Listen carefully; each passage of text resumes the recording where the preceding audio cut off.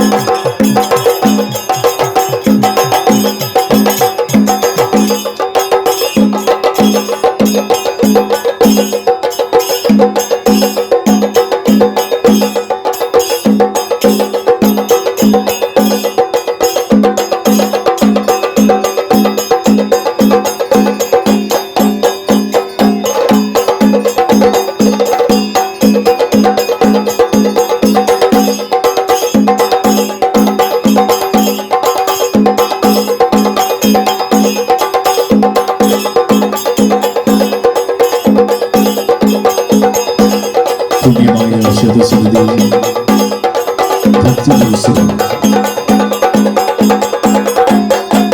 വിഗ്രഹ പ്രതിഷ്ഠാപനത്തിനായി സമാധാനവും വിഗ്രഹത്തിനായി ബെൻസിലും ഉന്മേഷമുള്ള അവരുടെ ആദരവുകൾ ക്ഷണിച്ചുകൊള്ളുകയാണ്.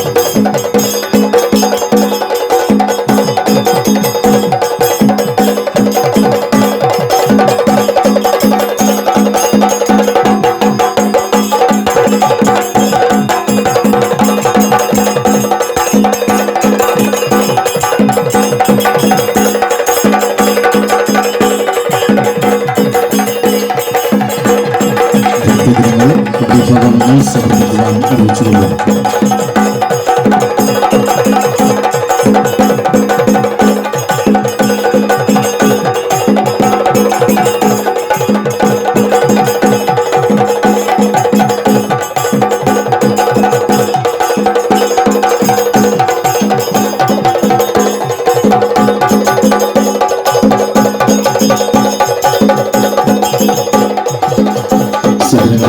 വിഗ്രഹ സമർപ്പണമാണ് നന്ദി ഉന്നയിച്ചുകൊണ്ട് അവരുടെ വിഗ്രഹം സമർപ്പിക്കുകയായി.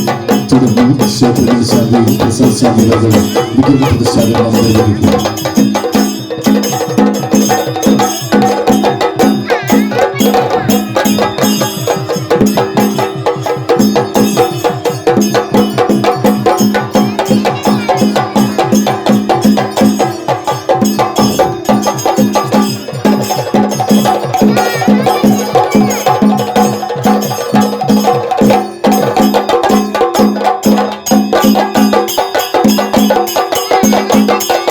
ദേവി ഭാഗവതം ആചാര്യന് സമർപ്പിക്കുക.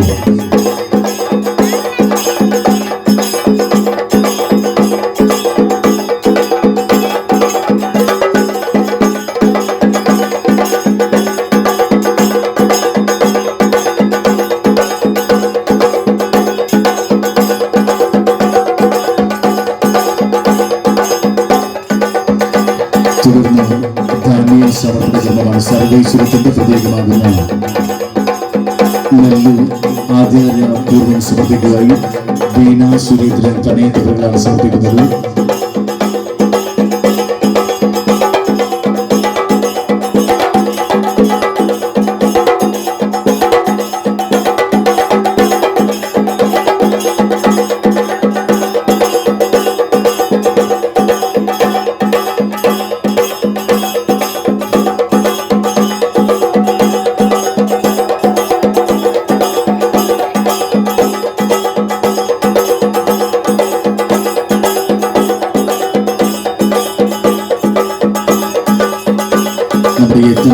ഒരു മൊബൈൽ ഫോൺ കിട്ടിയിട്ടുണ്ട്. അത് നഷ്ടപ്പെട്ടു പോകുന്നതും ഈ അനൗൺസ്മെന്റ് പറഞ്ഞ സമയത്ത് എത്തിച്ചേരും.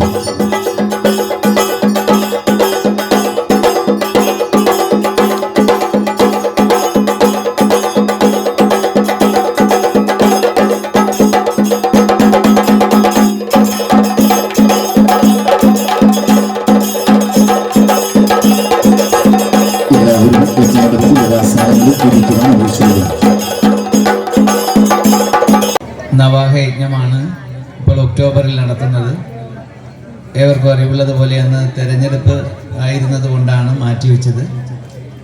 ഇനി എല്ലാ വർഷവും നമുക്ക് ഈ സമയത്ത് കഴിവതും അത് നടത്തത്തക്ക രീതിയിൽ അതിൻ്റെ ഇനി കമ്മിറ്റിയൊക്കെ ബന്ധപ്പെട്ട് ആലോചിച്ച് വരുന്ന കാര്യങ്ങൾ ചെയ്യാമെന്ന് ആദ്യമായിട്ട് സൂചിപ്പിക്കുകയാണ്. നമ്മുടെ ക്ഷേത്രത്തിലെ നവാഹ യജ്ഞം, അതിനു മുൻപുള്ള സപ്താഹ യജ്ഞം എല്ലാം ഏറ്റവും ഗംഭീരമായിട്ട് തന്നെയാണ് ദേവിയുടെ അനുഗ്രഹത്താൽ ഇതുവരെ നടന്നു പോകുന്നത്. ഇനിയും മുന്നോട്ട് അതുപോലെ തന്നെ ഏറ്റവും പാവനമായ ആ ചടങ്ങ്, വളരെ വിശിഷ്ടമായ ആ ചടങ്ങ് ഇനിയും മുന്നോട്ട് പോകേണ്ടതായിട്ടുണ്ട്. ഇന്ന് ഈ ചടങ്ങുമായി ബന്ധപ്പെട്ട് ഭദ്രദീപ പ്രകാശനം നടത്തിയത് നമുക്ക് ഏവർക്കും പ്രിയങ്കരനായിട്ടുള്ള വ്യവസായ പ്രമുഖനായ, നമുക്കെല്ലാം സഹോദര തുല്യനായിട്ടുള്ള കുത്തിയതോട്ടിലെ മുരുകൻ ട്രേഡേഴ്സ് എന്ന് പറയുന്ന ഒരു വലിയ വ്യാപാര സ്ഥാപനത്തിൻ്റെ ഉടമയായിട്ടുള്ള ശ്രീ ജി മുരുകൻ അവറുകളാണ്. ക്ഷണം സ്വീകരിച്ച് കൃത്യസമയത്തിന് മുൻപ് തന്നെ അദ്ദേഹം ഇവിടെ എത്തിച്ചേർന്നു എന്നത് നന്ദിയോടെ സ്മരിക്കുകയാണ്. ഈ ചടങ്ങിനായിട്ട് അദ്ദേഹത്തെ ക്ഷണിക്കുമ്പോൾ തന്നെ പൂർണ്ണ മനസ്സോടെ, വളരെ സ്നേഹത്തോടെ, പൂർണ്ണ മനസ്സോടെയാണ് അദ്ദേഹം ഇതിന് എത്തിച്ചേരാമെന്ന് പറയുകയും കാലകൂട്ടി തന്നെ എത്തിച്ചേരുകയും ചെയ്തത്. ഇതിൻ്റെ ദീപപ്രകാശനം യഥാസമയം വന്ന് നിർവഹിച്ച ഏറ്റവും ആദരണീയനായിട്ടുള്ള വ്യവസായ മേഖലയിൽ സത്യസന്ധമായ ഒരു പശ്ചാത്തലം കൂടിയുള്ള ശ്രീ ജി മുരുകൻ അവർകളെ വളരെ നന്ദിയോടെ ഈ തരുണത്തിൽ അദ്ദേഹത്തിനുള്ള നന്ദി നവാഹ നിർവാഹക സമിതിക്ക് വേണ്ടി അറിയിക്കുകയാണ്. യോടുള്ള ആദരവോടെ കൃതജ്ഞത അറിയിക്കുകയാണ്. ഗ്രന്ഥസമർപ്പണം നടത്തിയത് പ്രിയ സുഹൃത്ത്, ക്ഷേത്രത്തിൻ്റെ എല്ലാ കാര്യങ്ങളിലും ആത്മാർത്ഥമായി സഹകരിക്കുന്ന ശ്രീ മധു അടിവീട്ടിൽ നേർത്ത് അവർകളാണ്. അദ്ദേഹം തന്നെയാണ് കഴിഞ്ഞ വർഷവും ആ മഹത് കർമ്മം നിർവഹിച്ചത്. ഗ്രന്ഥസമർപ്പണം നടത്തിയ ഏവർക്കും പ്രിയങ്കരനായിട്ടുള്ള ശ്രീ മധു അടിവീട്ടിൽ അവർകളോടുള്ള നന്ദി അറിയിക്കുകയാണ്.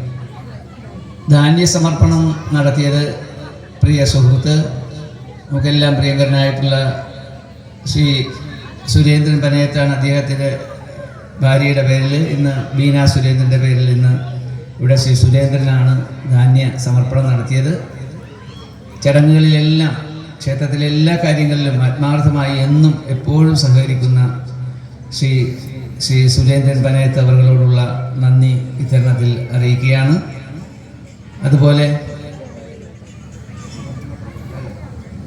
നമ്മുടെ പന്തൽ കാൽനാട്ട് കർമ്മം ഇത്തവണ നിർവഹിച്ചത് ശ്രീമതി ഷീല വിജയൻ ഷിമിനി തുറവൂർ അവർകളാണ്. നമ്മുടെ തങ്കപ്പഞ്ചേട്ടൻ്റെ മകളാണ് ഷീല, വിജയ സാറിൻ്റെ ഭാര്യ. ഇതിൻ്റെ കാര്യങ്ങളുമായി ബന്ധപ്പെട്ട് ചെന്നപ്പോൾ തന്നെ മിഥുൻ മകൻ അവിടെ ഉണ്ടായിരുന്നു. വളരെ സന്തോഷത്തോടെയാണ് അദ്ദേഹത്തിന് ഇന്ന് ഔദ്യോഗികമായ ഒരു കൃത്യനിർവഹണവുമായി ബന്ധപ്പെട്ട് എത്താൻ കഴിഞ്ഞില്ല, തിരുവനന്തപുരത്താണ്. അപ്പോൾ ആ പന്തൽ കാൽനാട്ട് കർമ്മ യഥാസമയം നിർവഹിച്ചു തന്ന പ്രിയപ്പെട്ട ഷീല വിജയൻ ഷിമിനി തുറവൂർ അവർകളോടുള്ള നന്ദി അറിയിക്കുന്നു. അതുപോലെ തന്നെ നമ്മുടെ ഇന്നത്തെ അന്നദാന സമർപ്പണം നടത്തുന്നത് നമ്മുടെ മാനേജിംഗ് കമ്മിറ്റി അംഗം കൂടിയായിട്ടുള്ള പ്രിയപ്പെട്ട ശ്രീ സുനിൽ സാറാണ്.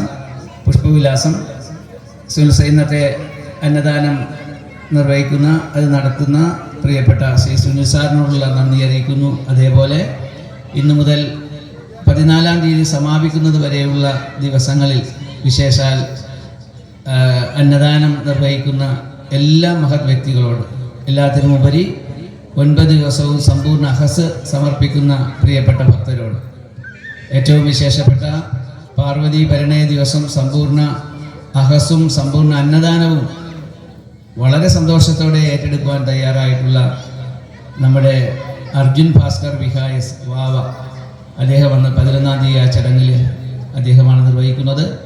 ഇതുമായി ബന്ധപ്പെട്ട് വിവിധങ്ങളായിട്ടുള്ള സമർപ്പണങ്ങൾ, സംഭാവനകൾ, ഇതിനെല്ലാം ഉപരിയായി ആത്മാർത്ഥമായിട്ടുള്ള പ്രാർത്ഥനയോടെയുള്ള പിന്തുണ നൽകുന്ന ഏവരോടുമുള്ള പ്രത്യേകമായ നന്ദി ദേവീനാമത്തിൽ അറിയിക്കുകയാണ്. ഏവർക്കും അമ്മയുടെ പരാശക്തിയായിട്ടുള്ള അമ്മയുടെ അനുഗ്രഹാശിസുകൾ എപ്പോഴും എന്നും ലഭിക്കട്ടെ എന്ന് ആത്മാർത്ഥമായി പ്രാർത്ഥിച്ചുകൊണ്ട് എൻ്റെ വാക്കുകൾ നിർത്തുന്നു. നമസ്കാരം.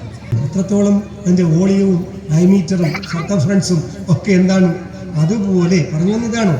എന്താണ് അതുപോലെ ഒരിക്കലും ആർക്കും വിവരിക്കാൻ പറ്റാത്ത വിധത്തിൽ വിവരണാതീതമായിരിക്കുന്ന ഒരു സമ്പത്താണ് ദേവഭൂമിയായ ഭാരതത്തിൻ്റെ ഋഷീശ്വരന്മാർ പ്രദാനം ചെയ്തു തന്ന വിശിഷ്ടമായ ഈ മഹാഗ്രന്ഥങ്ങൾ.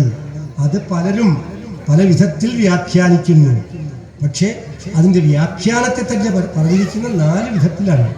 നമ്മൾ പഠിക്കണം, നമ്മളത് മനസ്സിലാക്കണം. 4 വിധത്തിലാണ് പറഞ്ഞിരിക്കുന്നത്. എന്താണ്? ഒന്ന്, ഭൗതികമായ വിഷയത്തോടു കൂടി പോകുന്ന ഭൗതിക ജ്ഞാനം. രണ്ടാമത്തേത്, ഈ ഭൗതിക ജ്ഞാനം മാത്രമല്ല നമുക്ക് ആവശ്യം, പിന്നെന്താണ്? ആത്മീയമായ ചില കാര്യങ്ങൾ നമുക്ക് അതിനകത്തുണ്ട്. കുറച്ച് ചേർത്തിട്ടാണ് പല പുരാണങ്ങൾ, വേദങ്ങളിലും ദേവീഭാഗവതം നമ്മളിവിടെ ചർച്ച ചെയ്യുമ്പോൾ വേദങ്ങൾ വരും, ഉപനിഷത്ത് വരും, ഭഗവത്ഗീത വരും, മറ്റിതര ഗ്രന്ഥങ്ങളൊക്കെ വരും. അങ്ങനെ പരമതഭാഷയിലേക്ക് നമ്മൾ കൊണ്ടുപോകും. പിന്നെ മൂന്നാമതായിട്ട് വരുന്നതാണ് സമാധി ഭാഷ. സമാധി ഭാഷ അത് ആത്മീയതയാണ്. അത് കഴിഞ്ഞിട്ട് പിന്നെ വരുന്നതാണ് തത്വജ്ഞാനം.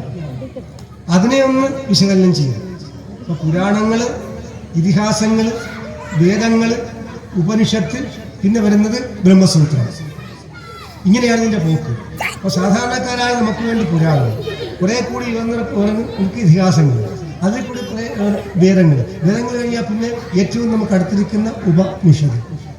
ഇങ്ങനെ തുടങ്ങിയ ഒരു ക്രമീകരണ വ്യവസ്ഥയോടുകൂടി ചെയ്തു വെച്ചിരിക്കുന്ന ഇതിൻ്റെ വിശിഷ്ടമായ കർമ്മങ്ങളും കാര്യങ്ങളും ഓർഡറായിട്ട് നമുക്ക് പഠിച്ചാൽ മാത്രമേ ഇത് മനസ്സിലാകൂ.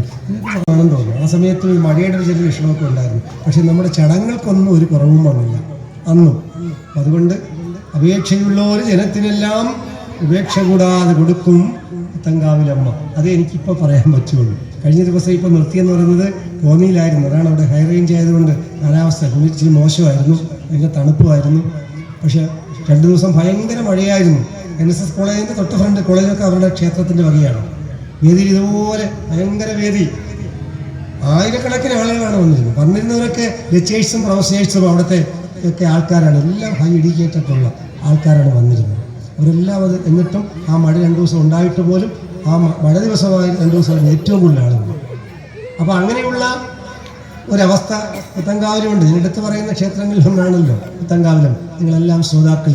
അപ്പോൾ അതുപോലെ വന്നത് കേട്ട് അത് മനസ്സിലാക്കി എന്താണോ പറയുന്നത് അതിൻ്റെ മാഹാത്മ്യം ഇല്ലാത്തതൊന്നും, പുരാണത്തിലില്ലാത്തതും വേദത്തിലില്ലാത്തതും ശാസ്ത്രത്തിലില്ലാത്തതും ധർമ്മത്തിന് അടിസ്ഥാനമല്ലാത്തതും പ്രവർത്തിക്കാത്തതും ഒന്നും ഞാൻ പറയാറില്ല.